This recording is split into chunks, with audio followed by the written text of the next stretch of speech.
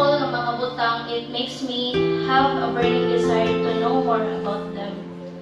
Mas sa time pagaling na that journey is not easy. So sometimes maglisod ko adto sa institute class bisan Saturday ra ang klase because layo ko sa ako ang institute class then dili na ko matiwas tungkol sa ako ang struggle.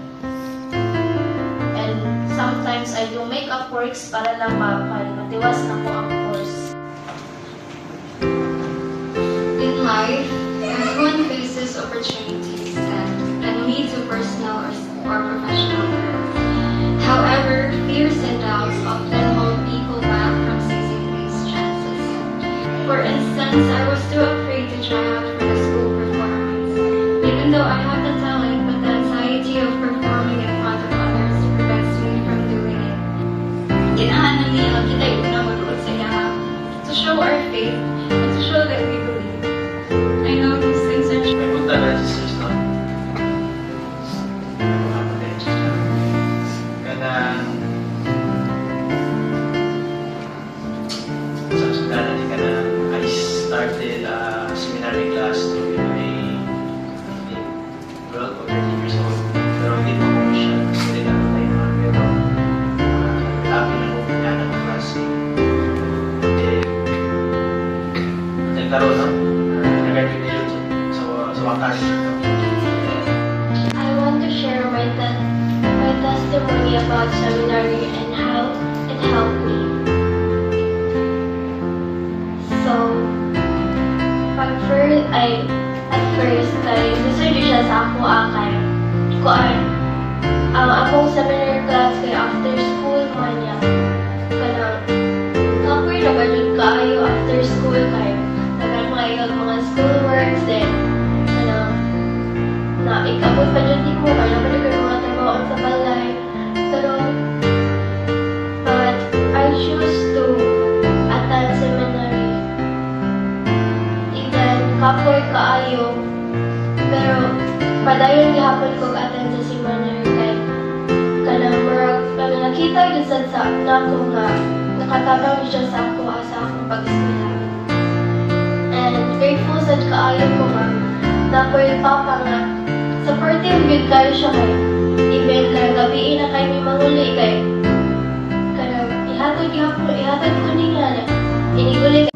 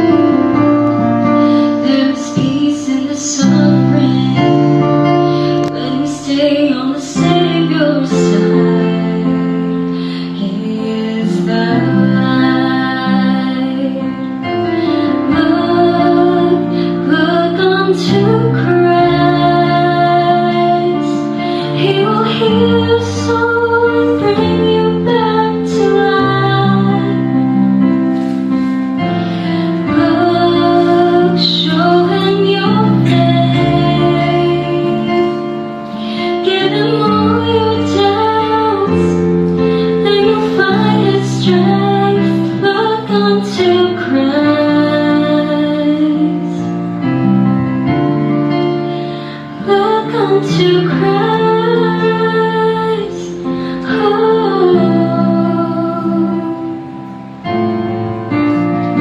He's the hope in the struggle.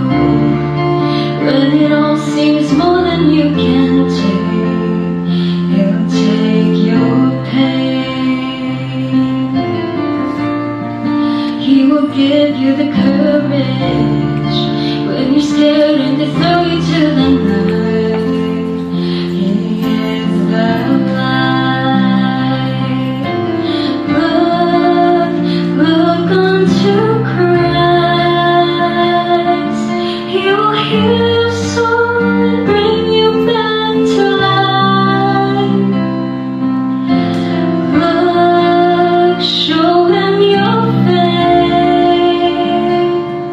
Give him all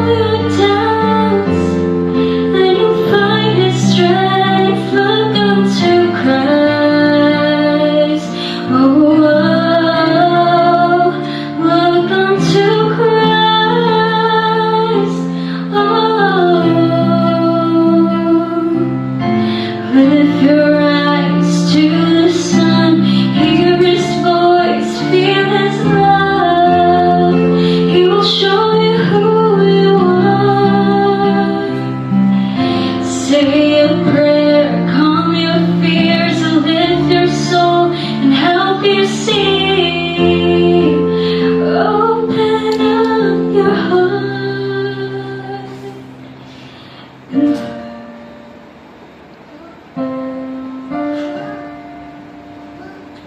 You will hear His song, so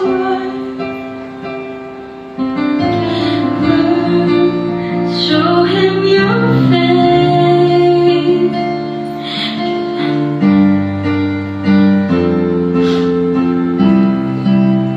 Look unto Christ. Oh, look unto Christ. Look unto Christ. Look unto Christ. Oh.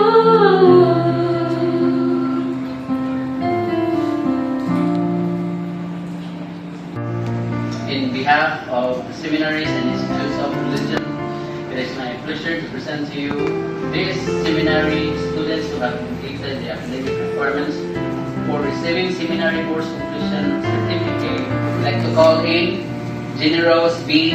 Jaime, Trixie, this is kind of to be recognized, yeah.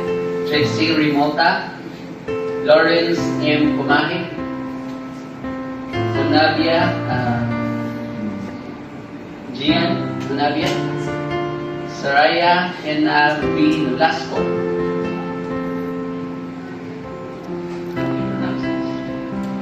Zuret Serrato.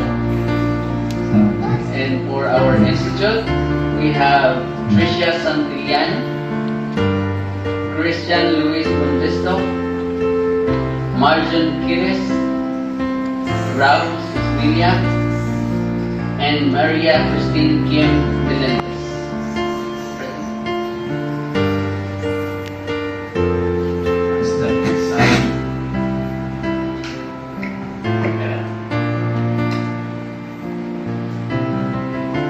As the presiding authority over this recognition and graduation exercise of the Buku Philippine State or District, I accept and declare these seminary and institute students have met the worthiness qualifications for receiving a course completion certificate and have completed the academic requirements for receiving the graduation diploma and officially declare them as seminary and institute graduates.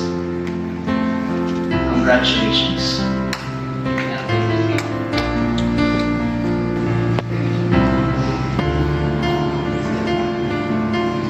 Okay, now before we proceed to the distribution of certificates and diploma, I would like to grab this opportunity to express my gratitude for all the parents who are napamangilikanan.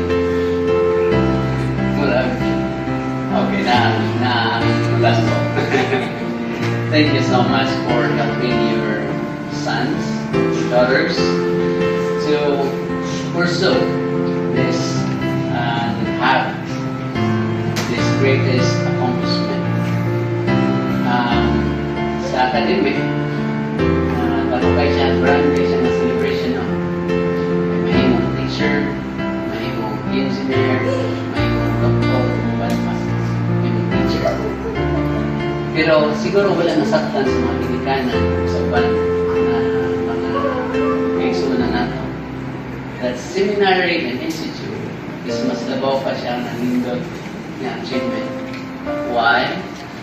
Because here we are aiming to become gods and goddesses. Diba? Yung kasama ni Heavenly Father. And ganang pag-isip sa iyong diploma, nagpamatuod,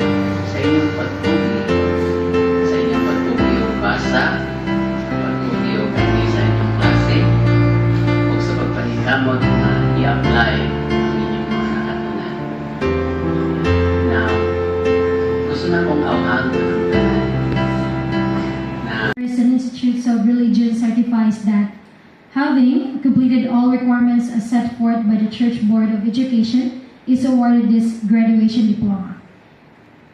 Saraya Fina Valenzuela Nolasco.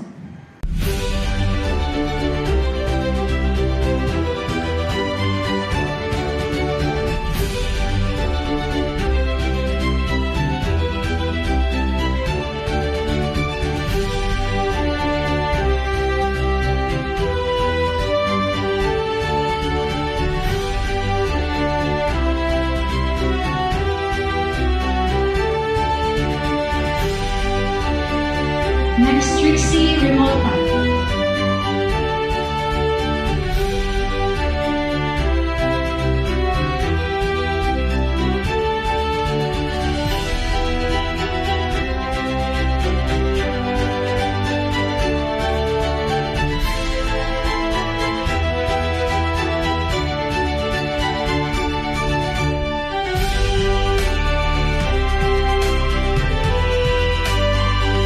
Next is Sister Jenny Rose Bukal Helmi.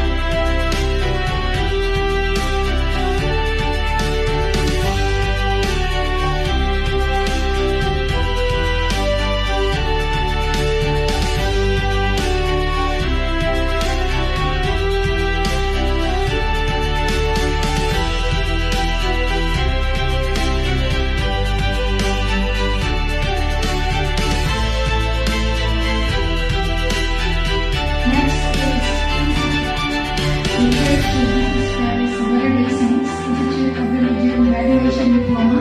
Seminaries and Institutes of Religion certifies that having all completed all requirements as of July 2025, President Russell, signed by President Russell Nelson, Chairman Church Board of Education, signed by Chad H. Bell.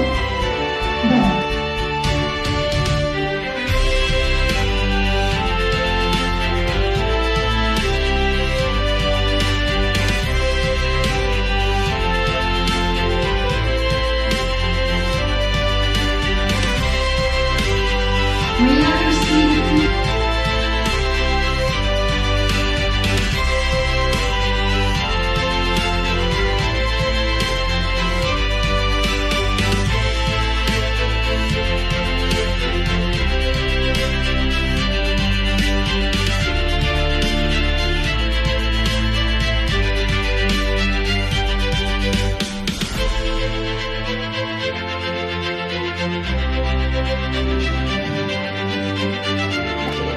especially the leaders of the church and our parents, for inspiring our seminary and institute speakers and graduates. I would like also to thank for those who participated in the ceremony, the speakers, the director, and those who offered a prayer. We will now close the ceremony by singing hymn number 85, How Firm a Foundation. And the benediction will be offered by Sister Jessica Rosasinia of London, Ireland.